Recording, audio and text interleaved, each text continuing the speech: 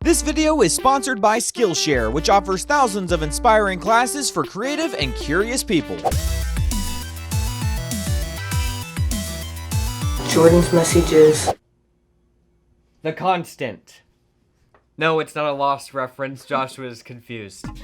It's not a Lost reference. I stopped watching at like season 3 when, they started doing a little too much stuff. So I was like, I'm not going to watch this anymore. True story. The constant in this ever-changing world, God help us all, is messages. It is the constant in everybody's life. I was thinking about that this morning. I said, Josh, the world comes and goes, things happen, things change, but you know what is always the same? Messages. It's always the same. Thank God for this. Thank God for us, for what we've done for you guys, okay? Bless us, God, please. Let's get to the messages. Dear Jordan and Josh, so I have a little embarrassing problem. I'm 15 and I've never kissed somebody before. Is that normal? I mean, that's normal, I feel like. Is that a weird thing? Doing okay, I guess. Normally this wouldn't be a problem for somebody younger, but I think I'm getting to that point in life where everybody expects you to be a good kisser. I doubt I'll be able to practice anytime soon. The last thing I want is for a girl to think I'm inexperienced because I'm a bad kisser. Is it too late? If not, how much time do I have? Look, you want to be with the person who, I'm just gonna say this straight and plain. You want to be with the person who actually thinks, wow, this guy is a bad kisser. How great. This guy hasn't been kissing everybody every 5 minutes since he was 12 years old. Thank God for him. Okay? That's who we're going after. If somebody doesn't want to be with you because they're like, wow, he's a bad kisser, they're done. You want them to appreciate your bad kisserness. That's what you need. That's what we all need. Next question. Wait, we gotta make a t-shirt of that. Appreciate bad kisserness. Appreciate bad kisserness, coming to a store near you. I can only assume I am unattractive. I really don't like when they don't say Dear Jordan and Josh. It really throws me off, so. Dear Jordan and Josh, I can only assume I am unattractive. Since although I went to public school and am in college now, I've never had a guy show interest in me. And have been friend-zoned by every guy I've flirted with. Every single guy. I suppose I could flirt with a nice Christian guy who's ugly, but unfortunately, I have standards, Josh. Realistically, my only hope is to just make friends and wait for the guys who also have unrealistic standards to run out of other options. It's a bad place to be. Realistically, how many realisticallys are we gonna have? That works out because I honestly really don't have time for a boyfriend right now. Unfortunately, every sentence starts with an ly. Realistically, unfortunately, will there be another one? Finding a relationship is all I can seem to think about. I always fall for that one guy who isn't nice to girls because he's trying to flirt but is just nice in general. How do I stop falling for the nice guy? How do I find the patience to just make friends? Hopeless romantic.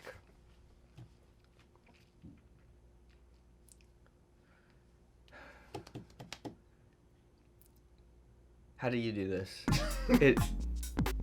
Look, I think that sometimes, and this is what I've seen in my life with people, some of my friends, we all think that the relationship that we're going to be in is going to be just the most, everything is just, it just sounds stupid, but it's just like a movie. The guy is gonna walk in and it's just, what's the guy from the basketball movie? Michael Jordan? No, not Space Jam. If I can pull this out, I'll be amazed. Zac Efron. The basketball film. 17 again? No, the High School Musical. Oh. They're like bouncing the ball and they're like singing. Oh, okay. Okay? Everybody thinks they're gonna marry Zac Efron, okay? But here's the thing. You don't want to marry that guy. No. Please, no. there are plenty of good guys that you're just not even giving a chance, okay? And you're going after the guy who's super flirtatious with everybody, okay? And he's gonna pick you, all right? Are you gonna pick him? Look, okay?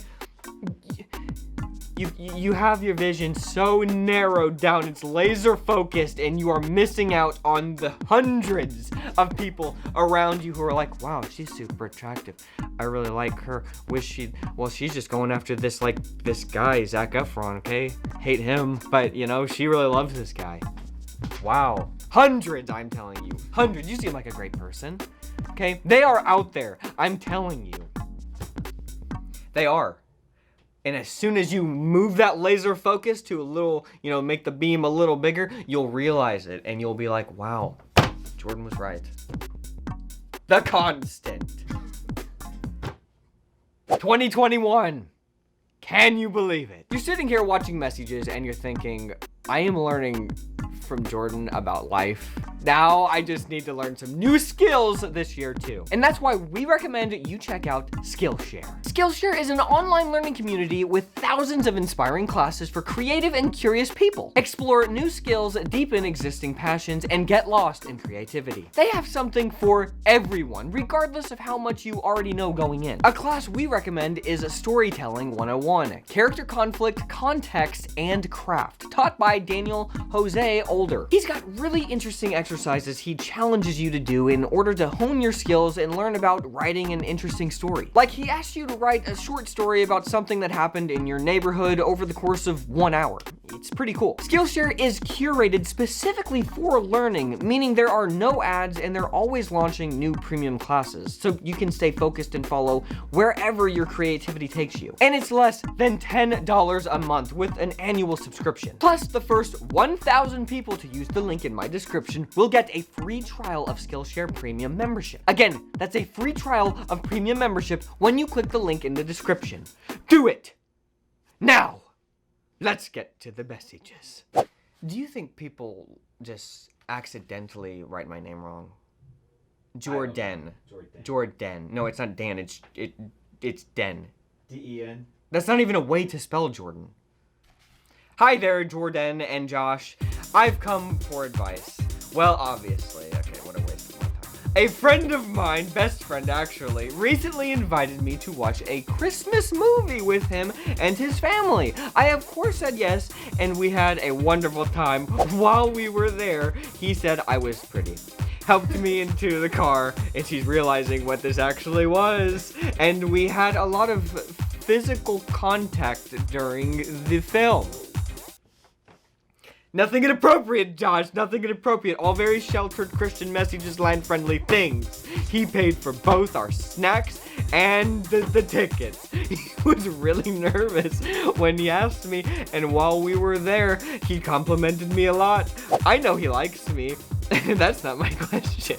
I like him too. I'm just curious. Was this a date? His parents, brother, sister, and other family friends were there, even though he and I sat alone in the back together. Does this count as a date, even if we weren't alone? I want to be his girlfriend, and I know he wants to be my boyfriend.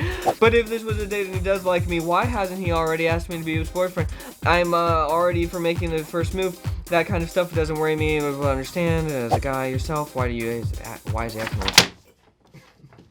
Okay. You just went on a date. Okay, what's the first date? Probably so. No, better way to say it is that his parents went on your first date. That's fine, Josh. That's how we've all done. Okay? Anybody watching Messages Land, that has at least been a possibility in your mind. Even if it didn't happen, you thought maybe that is maybe how that would go.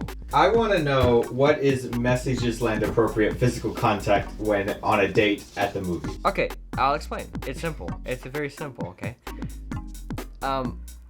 Did they hold hands? Probably not. What? That's a step maybe a little too far. But did their shoulders touch? Yes. Did maybe their foot touch, got a little closer? Yes, of course. That's the physical contact. The like smothering your arms and shoulder into each other. They just slowly, millimeter by millimeter, got closer and closer and closer. And then maybe the head starts to tilt. Yes. But not quite on the shoulder, but maybe your head is kind of just resting on their head. How did it get there? I don't know. Millimeter by millimeter. Okay, did you guys hold hands? I would bet money that you guys did not hold hands. And if you did, that's fine. Okay, your parents were there. It was all okay. But yes. Front, they couldn't see. They couldn't see. Okay, but look, yes, the question, you did go on your first date, okay? And the guy, he's nervous, okay? And look, he's trying to make a move. He did. Good for him. He did it. Millimeter by millimeter. Millimeter, but he convinced himself to do it. And God bless him. He did it. And look, now you're happy. He's happy. This all to me seems like a great time, Josh. I wish I had been there. Just add another person in the front of the crowd. Look, I just go with this. Okay, he's nervous. Let him be a little nervous. Okay, show him that you want to be his girlfriend, and that it's okay. And he'll get more and more comfortable. He's not doing anything wrong. Okay, this is normal for Messages Land, Josh. Very normal. So you're on the right path. Let's get to the next question. Hi, Jordan and Josh. So I'm in a bit of a tough situation. My mom signed me up for some piano lessons a couple years back. Every week since then, my personal piano teacher and I will Zoom? Oh, like a Zoom call. Okay. Sorry. And I was like, what does that mean, Josh? What does they will Zoom mean? Is it like Urban Dictionary? Something bad? You don't want to know. They will Zoom and go over the musical pieces that I, in theory, practice. The problem is that I don't practice them. It's plain and simple. Don't get me wrong. I like playing piano. It's just I don't really feel passionate enough to keep pursuing it. I really don't want to stop taking lessons because my teacher is really sweet and I'd hate to hurt her feelings. I also don't want to disappoint my mom, but at the same time, having to practice these pieces each week is kind of stressing me out. What should I do? Okay, this is what I would say, okay? And this is what I've realized in my life. Oftentimes, these disconnected things like playing piano or learning how to do something random or maybe drawing or just doing random things like that, okay? These little hobbies that you think, this is stupid. Why am I wasting my time? This kind of stresses me out, okay? I don't want stress. Look, maybe stress isn't the worst thing in the world. Maybe that means that you're actually kind of on the right track, okay? With hobbies, this is what I've realized.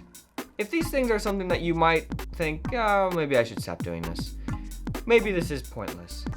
You don't realize all of these hobbies that you're doing, playing piano, drawing, doing whatever, it somehow makes you see the world in a different way. And it sounds dumb, but it really does. Doing something that makes you use a part of your brain that you really don't use, or that most people don't use, somehow even with just random stuff, it makes connections in your brain that you will appreciate later on. That is what I've realized with myself, Josh.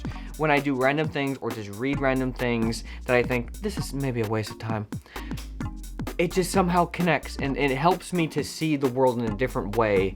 And it truly is amazing that it happens. So look, okay, being stressed out, I get stressed out when I do stuff, okay? But look, maintenance is more important than starting something new. That's easy to do. It's so easy to start something new, but maintaining something and maintenance, that's where it's next level. If you can maintain something, you are 99.9% different than everybody else. That's true. I'm not gonna take credit for that. I heard that somewhere and I've been racking my brain trying to remember where I heard that from. What a good lesson. That's my advice. Messages.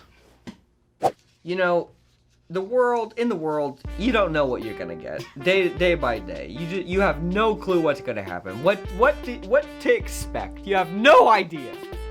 With Messages, as soon as you see it's uploaded, you get the notification bell. Please, God, click the notification bell. Like this, it actually does help, Josh. When people click the like button, it actually helps. Really? I don't think it does. Should we tell people to do that more? Sure, please do it. If it helps, it will help us. I don't care. Josh is over it. Personally don't care. I think it helps. Okay? Messages is the one thing, when you click on it, you know exactly what you're gonna get. You know exactly what is going to happen, and somehow you still keep coming back. There's nothing new here, nothing fancy, no fancy mirrors, Josh, smoke and mirrors. It's just me sitting here answering the questions, the constant. The camera never moves. It's one shot. It's the whole one show. Watch how weird this is gonna be. Howard, Sarah's not here. That's the only time you move the camera is when Sarah's here. That's true. Guys, thank you for sticking around with us for this long, okay? We have stuck around with ourselves. Don't be messy. And leave good messages.